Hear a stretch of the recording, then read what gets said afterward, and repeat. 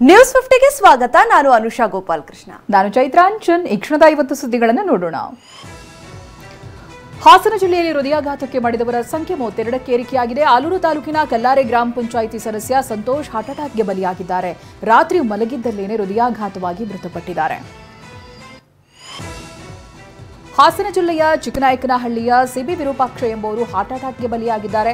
ರಾತ್ರಿ 11:30ಕ್ಕೆ ವಿರೂಪಾಕ್ಷ ಅವರಿಗೆ ಎದೆನೋವು ಕಾಣಿಸಿಕೊಂಡಿದೆ. ಆಸ್ಪತ್ರೆಗೆ ಸಾಗಿಸುವಂತ ಮಾರ್ಗ ಮಧ್ಯದಲ್ಲಿ ಮೃತಪಟ್ಟಿದ್ದಾರೆ. ಹಾಸನದಲ್ಲಿ ಹೃದಯಾಘಾತಕ್ಕೆ ಸಾವು ಸಂಭವಿಸ್ತಾ ಇದೆ. ಕಳೆದ 1.5 ತಿಂಗಳಲ್ಲಿ ಸತ್ತವರ ಸಂಖ್ಯೆ 31ಕ್ಕೆ ಏರಿಕೆಯಾಗಿದೆ. 45 ವರ್ಷದೊಳಗಿನ 11 ಮಂದಿ ಸಾವನ್ನಪ್ಪಿದ್ದಾರೆ. 20 ಹಾಗೆ 35 ವರ್ಷದ ಒಳಗಿನವರು ಕೂಡ ಹೃದಯಾಘಾತಕ್ಕೆ ಬಲಿಯಾಗಿದ್ದಾರೆ.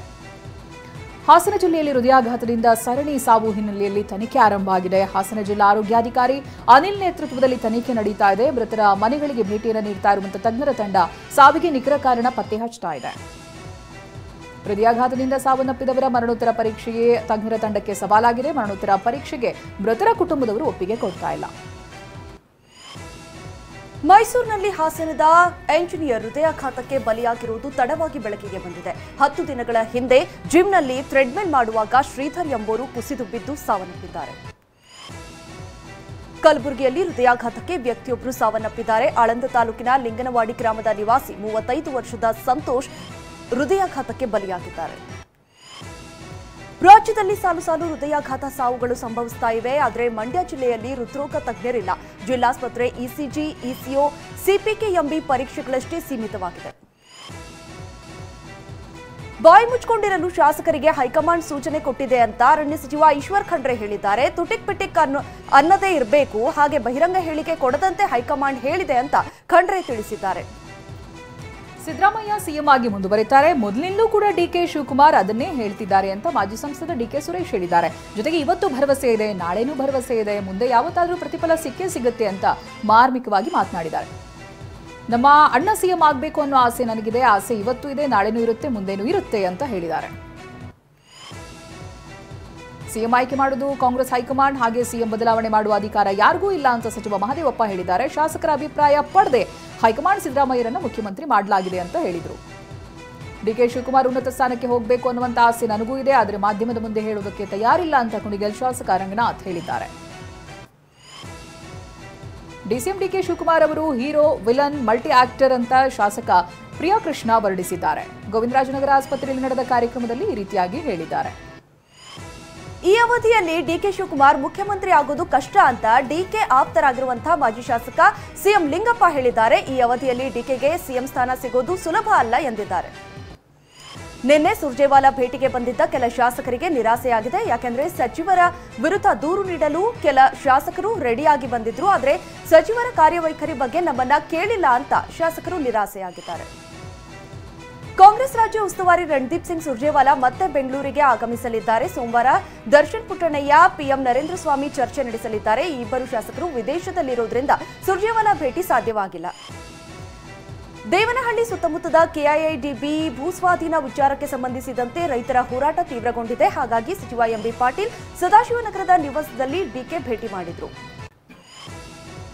ರಾಜ್ಯ ಬಿಜೆಪಿ ಘಟಕದ ಅಧ್ಯಕ್ಷರ ಬದಲಾವಣೆ ವಿಚಾರವನ್ನ ಬಹಿರಂಗವಾಗಿ ಮಾತನಾಡಲ್ಲ ಅಂತ ಸಂಸದ ಯದುವೀರ್ ಕೃಷ್ಣದತ್ತ ಚಾಮರಾಜ ಒಡೆಯರ್ ಹೇಳಿದ್ದಾರೆ. ಕಾಂಗ್ರೆಸ್ ಪಕ್ಷದ ಆಂತರಿಕ ವಿಚಾರದ ಬಗ್ಗೆ ಮಾಹಿತಿ ಇಲ್ಲ ಎಂದಿದ್ದಾರೆ. ಜಾತಿ ಒಳ ಮೀಸಲಾತಿ ವಿಳಂಬಕ್ಕೆ ಸಂಸದ ಗೋವಿಂದ ಕಾರಜೋಳ ಆಕ್ರೋಶ ವ್ಯಕ್ತಪಡಿಸಿದ್ದಾರೆ. ಒಳ ಮೀಸಲಾತಿ ಕೊಡಿ ಅಂತ ಸುಪ್ರೀಂ ಕೋರ್ಟ್ ಆದೇಶ ಮಾಡಿ 1 ವರ್ಷ ಆಗಿದೆ. ಬೇರೆ ರಾಜ್ಯಗಳಲ್ಲಿ ಸರ್ವೆ ಮಾಡಿ ಒಳ ಮೀಸಲಾತಿ ಕೊಟ್ಟಾಗಿದೆ ಅಂತ ಕಿಡಿಕಾರಿದ್ದಾರೆ. ಸರ್ಕಾರದ ಮುಖ್ಯ ಕಾರ್ಯದರ್ಶಿ ಶಾಲೀಂದ್ರ ರಜನೀಶ್ ಬಗ್ಗೆ ಬಿಜೆಪಿ ಎಂಎಲ್ಸಿ ರವಿಕುಮಾರ್ ಅವಹೇಳನಕಾರಿ ಹೇಳಿಕೆಯನ್ನು ಕೊಟ್ಟಿದ್ದಾರೆ. ಜೂನ್ 30ರಂದು ಪ್ರತಿಭಟನೆ ವೇಳೆ ರವಿಕುಮಾರ್ ನಿಂದನೆ ಮಾಡಿದ್ದಾರೆ. ಮುಖ್ಯಮಂತ್ರಿ ಸಿದ್ದರಾಮಯ್ಯ ಕೈ ಎತ್ತಿದ್ದಕ್ಕೆ ಬೇಸರಗೊಂಡಿರೋ ಧಾರವಾಡದ ಹೆಚ್ಚುವರಿ ಎಸ್ಪಿ ನಾರಾಯಣ ಬರಮನಿ ಸ್ವಯಂ ನಿವೃತ್ತಿ ಪಡೆಯುವುದಕ್ಕೆ ನಿರ್ಧರಿಸಿದ್ದಾರೆ. ಸಾರ್ವಜನಿಕ ಸಭೆಯಲ್ಲಿ ಸಿದ್ದರಾಮಯ್ಯ ಅವರು ಅಪಮಾನ ಮಾಡಿದ್ದಾರೆ. ಸಾರ್ವಜನಿಕ ಸಭೆಯಲ್ಲಿ ನನ್ನ ಆತ್ಮಸ್ಥೈರ್ಯ ಕುಗ್ಗಿಸಿದ್ದಾರೆ ಅಂತ ಹೇಳಿದ್ದಾರೆ. ಉತ್ತರ ಕನ್ನಡ ಜಿಲ್ಲೆಯಲ್ಲಿ ಮಳೆಗೆ ಭಾರೀ ಅವಾಂತರ ಉಂಟಾಗಿದೆ. ಕದ್ರಾದಿಂದ ಕೊಡಸಳ್ಳಿ ಮಾರ್ಗದಲ್ಲಿ ಗುಡ್ಡ ಕುಸಿತವಾಗಿದೆ. ಮಳೆ ಆರ್ಭಟದಿಂದ ಮಣ್ಣು ತೆರವಿಗೆ ಅಡ್ಡಿಯಾಗಿದೆ. ಚಿಕ್ಕಮಗಳೂರು ಜಿಲ್ಲೆಯಲ್ಲಿ ವರುಣ ಅಬ್ಬರಿಸಿ ಬೊಬ್ಬಿರಿತಾ ಇದ್ದಾನೆ. ಜನಜೀವನ ಅಸ್ತವ್ಯಸ್ತಗೊಂಡಿದೆ. ಕೊಪ್ಪ ತಾಲೂಕಿನ ಹುಲ್ಲಿನಗದ್ದೆ ಗ್ರಾಮದ ಸೇತುವೆ ಜಲಾವೃತಗೊಂಡಿದೆ. ಕೊಡಗು ಜಿಲ್ಲೆಯಲ್ಲಿ ಧಾರಾಕಾರ ಮಳೆ ಮುಂದುವರೆದಿದೆ. ಮಡಿಕೇರಿಯ ಮ್ಯಾನ್ಸ್ ಕಾಂಪೌಂಡ್ ಗ್ರೌಂಡ್ನಲ್ಲಿದ್ದ ಮರ ಇಬ್ಬಾಗವಾಗಿದೆ. ಹುತ್ತರಿ ಹಬ್ಬದ ಸಂದರ್ಭದಲ್ಲಿ ಇದೇ ಮರದ ಸುತ್ತ ಕೋಲಾಟ ಆಡಲಾಗ್ತಾ ಇತ್ತು. ಕರಾವಳಿ ಮಲೆನಾಡು ಭಾಗದಲ್ಲಿ ಭಾರೀ ಮಳೆ ಮುನ್ಸೂಚನೆ ಹಿನ್ನೆಲೆಯಲ್ಲಿ ಅಲರ್ಟ್ ಆಗಿರಲು ಸಿಎಂ ಸೂಚನೆ ಕೊಟ್ಟಿದ್ದಾರೆ. ದಕ್ಷಿಣ ಕನ್ನಡ, ಚಿಕ್ಕಮಗಳೂರು, ಶಿವಮೊಗ್ಗ, ಹಾಸನ, ಕೊಡಗು, ಬೆಳಗಾವಿಯಲ್ಲಿ ಭಾರೀ ಮಳೆ ಆಗಲಿದೆ. ಭಾರೀ ಮಳೆಗೆ ಹಿಮಾಚಲ ಪ್ರದೇಶದ ಮಂಡಿಯಲ್ಲಿ ಅಲ್ಲೋಲ ಕಲ್ಲೋಲವೇ ಸೃಷ್ಟಿಯಾಗಿದೆ. ಮಳೆ ಸಂಬಂಧಿತ ಅವಘಡಗಳಲ್ಲಿ ಸತ್ತವರ ಸಂಖ್ಯೆ 51ಕ್ಕೆ ಏರಿಕೆಯಾಗಿದೆ. ಹಿಮಾಚಲ ಪ್ರದೇಶದ ಮಂಡಿ ಜಿಲ್ಲೆಯೇ ಅತಿ ಹೆಚ್ಚು ಸಾವು ನೋವು ಉಂಟಾಗಿದೆ. ಈ ಒಂದು ಜಿಲ್ಲೆಯಲ್ಲಿ ಮೇಘಸ್ಫೋಟ ಪ್ರವಾಹದಿಂದಾಗಿ 11 ಮಂದಿ ಪ್ರಾಣ ಕಳ್ಕೊಂಡಿದ್ದಾರೆ. ಅಲ್ಲದೆ 34 ಮಂದಿ ನಾಪತ್ತೆಯಾಗಿದ್ದಾರೆ. ಹಿಮಾಚಲ ಪ್ರದೇಶದ ಮಂಡಿಯಲ್ಲಿ ಕಳೆದ 24 ಗಂಟೆಯಲ್ಲಿ ಸತತ 4 ಬಾರಿ ಮೇಘಸ್ಫೋಟ ಸಂಭವಿಸಿದೆ. ಹಠಾತ್ ಪ್ರವಾಹದಿಂದ ಊರಿಗೆ ಊರೇ ನಾಮಾವಶೇಷವಾಗಿದೆ. ಹಿಮಾಚಲ ಪ್ರದೇಶದಲ್ಲಿ ಬಿಯಾಸ್ ನದಿ ಬೋರ್ಗರೆಯುತ್ತಿದೆ. ಇದರಿಂದ ಹಲವು ಮನೆಗಳಿಗೆ ಅಪಾರ ಪ್ರಮಾಣದ ನೀರು ನುಗ್ಗಿದೆ. ಮಳೆಯ ರೌದ್ರಾವತಾರದಿಂದ ಜನರ ಬದುಕು ಕೊಚ್ಚಿ ಹೋಗಿದೆ. ಉತ್ತರಾಖಂಡ್ನಲ್ಲಿ ಅಲಕಾನಂದ ನದಿ ಅಬ್ಬರಿಸಿ ಬೊಬ್ಬಿರಿತಾ ಇದೆ. ರುದ್ರಪ್ರಯಾಗ್ನಲ್ಲಿ ಮಳೆಗೆ ಅಲಕಾನಂದ ನದಿ ಆರ್ಭಟಿಸ್ತಾ ಇದೆ. ಶಿವನಿಗೂ ಕೂಡ ಜಲ ದಿಗ್ಬಂಧನ ಹಾಕಿದೆ. ಉತ್ತರಾಖಂಡ್ನ ರುದ್ರಪ್ರಯಾಗ್ನಲ್ಲಿ ಬೆಟ್ಟ ಕುಸಿತವಾಗಿದೆ. ಇದರಿಂದ ಸಂಕಷ್ಟಕ್ಕೆ ಸಿಲುಕಿರುವ ರಕ್ಷಣಾ ಕಾರ್ಯ ಭರದಿಂದ ಸಾಗಿದೆ. ಎಸ್ಡಿಆರ್ಎಫ್ ತಂಡ ಪ್ರವಾಸಿಗರನ್ನ ಸುರಕ್ಷಿತ ಸ್ಥಳಕ್ಕೆ ಸ್ಥಳಾಂತರಿಸ್ತಾ ಇದೆ. ಗುಜರಾತ್ನ ಬನಸ್ಕಾಂತದಲ್ಲಿ ವರುಣ ಆರ್ಭಟಿಸ್ತಾ ಇದ್ದಾನೆ. ಇಲ್ಲಿ ಭೀಕರ ಪ್ರವಾಹ ಸೃಷ್ಟಿಯಾಗಿದ್ದು ನೂರಾರು ಮನೆಗಳಿಗೆ ಮಳೆ ನೀರು ನುಗ್ಗಿದೆ. ವಾಹನಗಳಂತೂ ಬೆಂಕಿ ಪೊಟ್ಟಣಗಳಂತೆ ತೇಲುತ್ತಿದೆ. ಬೆಂಗಳೂರಿನಲ್ಲಿ ನಿವೃತ್ತ ಪೊಲೀಸ್ ಮಹಾನಿರ್ದೇಶಕ ದಿವಂಗತ ಓಂ ಪ್ರಕಾಶ್ ಪುತ್ರಿ ದಾಂಧಲೆ ಮಾಡಿದ್ದಾರೆ. ನಂದಿನಿ ಬೂತ್ ಬಳಿ ಗಲಾಟೆ ಮಾಡಿ ಓಂ ಪ್ರಕಾಶ್ ಪುತ್ರಿ ಕೃತಿಕಾ ರಂಪಾಟ ಮಾಡಿದ್ದಾರೆ. ಬೆಂಗಳೂರಿನಲ್ಲಿ ತೆರಿಗೆ ವಂಚಿಸದೆ ಓಡಾಡುತ್ತಿದ್ದಂಥ ಐಷಾರಾಮಿ ಕಾರನ್ನ ಜಪ್ತಿ ಮಾಡಲಾಗಿದೆ. 1,45,00,000 ಟ್ಯಾಕ್ಸ್ ಉಳಿಸಿಕೊಂಡು ಮಹಾರಾಷ್ಟ್ರ ರಿಜಿಸ್ಟ್ರೇಷನ್ ಫೆರಾರಿ ಕಾರು ಓಡಾಡ್ತಾ ಇತ್ತು. ಕಾರು ಮಾಲೀಕನಿಗೆ ನೋಟಿಸ್ ನೀಡಿರೋ ಆರ್ಟಿಒ ಅಧಿಕಾರಿಗಳು ದಂಡ ಪಾವತಿಸುವಂತೆ ಸೂಚಿಸಿದ್ದಾರೆ. ಗದಗ ಜಿಲ್ಲೆ ಶಿರಹಟ್ಟಿ ತಾಲೂಕಿನ ಕೆಲ ಗ್ರಾಮಗಳಲ್ಲಿ ಮುಸುಕುದಾರಿ ಕಳ್ಳರ ಗ್ಯಾಂಗ್ ನಿದ್ದೆಗೆಡಿಸಿದೆ. ಮಾರಕಾಸ್ತ್ರ ಹಿಡಿದು ಜಬ್ಬಿ ಗ್ರಾಮಕ್ಕೆ ಬಂದ ಗ್ಯಾಂಗ್ ಕೃಷ್ಣ ಲಮಾಣಿ ಎಂಬುವರ ಮನೆಗೆ ನುಗ್ಗಿ 6,000 ನಗದು 50 ಗ್ರಾಂ ಆಭರಣ ಕದ್ದಿದ್ದಾರೆ. ರಾಯಚೂರು ತಾಲೂಕಿನ ಮನ್ಸಲಾಪುರ ಗ್ರಾಮದ ಮನೆಯೊಂದರಲ್ಲಿ ಸಿಲಿಂಡರ್ ಸ್ಫೋಟವಾಗಿದೆ. ಅಡುಗೆ ಮಾಡ್ತಾ ಇದ್ದ ವೇಳೆ ಅನಿಲ ಸೋರಿಕೆ ವಾಸನೆ ಗ್ರಹಿಸಿದ ಕುಟುಂಬಸ್ಥರು ಮನೆಯಿಂದ ಹೊರಬಂದಿದ್ದಾರೆ. ಆಷಾಢ ಶುಕ್ರವಾರದ ವೇಳೆ ಮೈಸೂರಿನ ಚಾಮುಂಡಿ ಬೆಟ್ಟಕ್ಕೆ ಬರುವ ಭಕ್ತರಿಗೆ ಸಮಯ ನಿಗದಿ ಮಾಡಲಾಗಿದೆ. ಮೆಟ್ಟಿಲು ಮೂಲಕ ಬರುವ ಭಕ್ತರಿಗೆ ಬೆಳಿಗ್ಗೆ 5ರಿಂದ ಸಂಜೆ 6 ಗಂಟೆವರೆಗೆ ಸಮಯವನ್ನು ನಿಗದಿಪಡಿಸಲಾಗಿದೆ.